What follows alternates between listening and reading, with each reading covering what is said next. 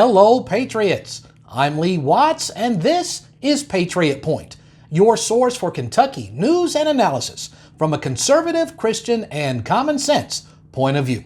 Well, we have some news about the Kentucky governor's race this month. Of course, Attorney General Daniel Cameron has won the Republican primary, but doesn't have a running mate yet. Under a new Kentucky law, he actually would have until August before he will have to select a running mate, though I would expect him to probably do that before the requirement. And there's been some key endorsements that have come out here during this past week. Of course, on the Republican side, you have Daniel Cameron. He's already, during the primary, was endorsed by President Trump. But now on the Democratic side, we have Andy Beshear, who this week has been endorsed by Stacey Abrams. Yes, Stacey Abrams. Twice she ran for governor of Georgia, and twice she failed. Yes, she lost both times back in her race in 2022. She was known for saying that we should forward abortions because abortions would alleviate inflation. This is the kind of person who is now endorsing and supporting Andy Beshear. So just thought I'd point out who's actually supporting the different people. You got either Trump or Abrams. Now, speaking of President Trump, of course, he's already announced he is running for re-election. And this past week, we have seen Florida Governor Ron DeSantis has also announced, to really nobody's surprise, that he is also running for president. I like both of these guys. I got great things about both of them. Ideally, it would be Trump running as president and DeSantis as his vice president. And then after the second term of Trump, then DeSantis runs for president for 2 terms. That would be ideal. However, that's not going to happen. Both these guys want the top job, not the second job. So I want to put it out there for a vote. Here, Kentucky is often seen as a bellwether state across the nation. So in the comments section right now, I'd like you to say, if the election was today, would you vote for Trump or for DeSantis? And let's get a little feel about where Kentucky Republicans are at, and we'll talk about that in the weeks to come. Should be some interesting things. Put your vote in the comments. And that really leads us, talking about Trump and DeSantis, that leads us to our primary topic today, which is talking about digital money, what is known as a central bank digital currency, CBDC. Governor DeSantis is highly opposed to going to digital currency. However, this is something that the Kentucky State Legislature tried to push this year with a new law. It was called Senate Bill number 64, and it did 1,000,001 things, including moving to what's be called, in its own words, electronic money. Now, this Kentucky bill went through the Senate first, and it passed 34-0. There was a few people who chose not to vote on this bill. It did not get through the House of Representatives, though. But it sailed through the Kentucky State Senate with this thing pushing this idea of electronic money. Now, I have some major problems with this. First of all, electronic money, this central bank digital currency, CBDC, it would have the Federal Reserve, which, by the way, is not federal. This is a private group of people here. It would have them being the ones who transfer your money from your account to whoever you're buying a good or service from. Basically, this is a giant way to really take over all of the banks in the United States. And it would have the Federal Reserve and the Treasury Department kind of approving any of the purchases that you possibly make, because they're the ones that's going to be taking care of it all. So we had a chance to see an interview with Governor DeSantis talking about the dangers of this central bank digital currency. And I want you to hear Governor DeSantis' views on this specific topic. I think it'd be a total disaster. Sometimes government does things that may appear to be benevolent, but really are kind of like a wolf in sheep's clothing. This is a wolf coming as a wolf. If you don't trust central authority, then you should see this immediately as something that is very problematic. Cash is independence. You have the cash in your wallet, you can go, you can make these transactions. It's not dependent on somebody else, because I think they would impose certain criteria.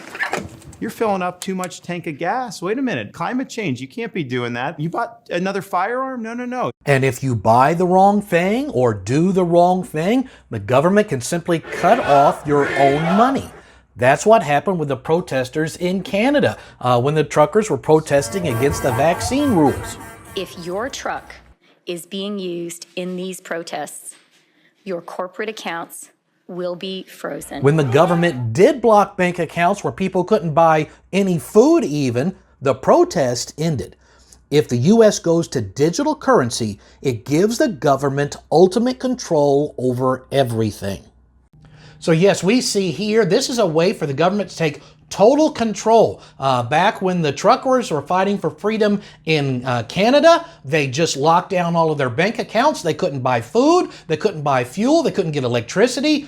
And you know what? The government shut everything down. The people went from protesting from their rights to complying with whatever the government declared. And we now have Joe Biden is pushing heavy for this. Just in March of this year, he issued an executive order that is placing, quote, an urgency on research and development for a central bank digital currency in the United States. This is again a way where if you don't have the right social score, if you're against things we're for, to cut you off from everything. We've already seen federal agencies such as the FBI and others that say that if you are pro-life and if you're America first and for securing our borders, you are already declared a domestic terrorist threat. And that's a way for them to say, well, you either aren't going to do these things or we're going to cut you all off from your money. You might think that's crazy, but Canada literally already did this. And we've got the left and right in America right now pushing this, and we've even got some bills that we're pushing a general idea toward this already in the Kentucky State Legislature. I will be keeping you informed if we get more bills like this, who's wrote them, who's voting for them, who's opposing it, so that you can stay informed. Keep this stuff out of our state. Now, I like to give you a little bit more on this because this is not only just digital currency. If we went to a central bank digital currency, it would mean all the private companies who did this would be pushed out. So companies like Bitcoin, they would be pushed out of the market because it would only be the feds who would be doing this, and they would have supervisory role over every purchase that you make. Something to keep in mind, and I don't like to give you news only from a conservative view, but also from a Christian view. The Bible warned us about things like this thousands of years ago. Notice what the Bible says in the book of Revelation, chapter number 13, verses 16 through 17. It says, "And he causeth all, both small and great, rich and poor, free and bond, to receive a mark in their right hand or in their foreheads, and that no man might buy or sell, save that he had the mark or the name of the beast or the number of his name." Now let's think about this. The Antichrist is ruling the world, and you cannot buy or sell without taking his mark. You got to have his permission. If you still had cash, if you've got enough cash, somebody will sell you stuff. But it's saying there's going to come a day where you're not allowed, you cannot buy or sell unless you got the guy in the head of the government approving this stuff. So this is pushing towards this digital currency idea. If it's something that the Antichrist is going to eventually use, then I'm going to fight against that with everything I possibly have. As Governor DeSantis said, cash is independence. So I'll keep my cash, I'll keep my Bible, and I'll keep my guns. And I hope you'll do the same thing. And this danger of a central digital currency, I've actually been thinking about this for years, want to warn people about it. I actually wrote a book about this. It just came out this week. You can see it here, the cover. It's on Amazon. It is called The Coming One. It's about a guy who stumbles on a plot to bring about a central digital currency worldwide for ultimate government control. It combines history with current events and prophecy in this exciting novel. I think you'll really enjoy it. If you'd like to get it, it's on Amazon. I actually have the link in the description of this video. You can just click that link. It'll take you right to it. And don't forget to vote in the comments on who you would vote for if the election was today for president. Would you vote for Trump or would you vote for DeSantis? So tell who you're voting for and why. We'll talk about that in the weeks to come.